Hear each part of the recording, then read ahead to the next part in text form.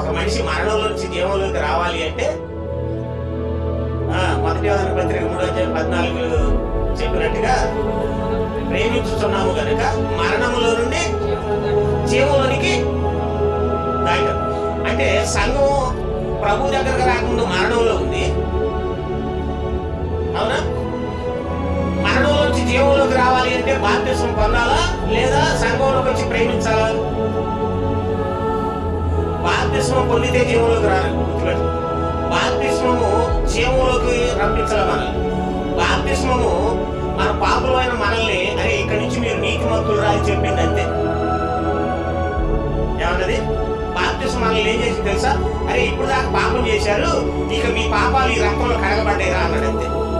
అంటే నీతిమంతులుగా మీరు తీర్చబడ్డారా అన్నాడు అంతే. రోమా 5:9 ప్రకారం ఇప్పుడు ఆయన రక్తం వల్ల నీతిమంతులుగా తీర్చబడ్డాం. మరి నీతిమంతులుగా తీర్చబడ్డాం, నీతిమంతులు అయ్యావా? కావు.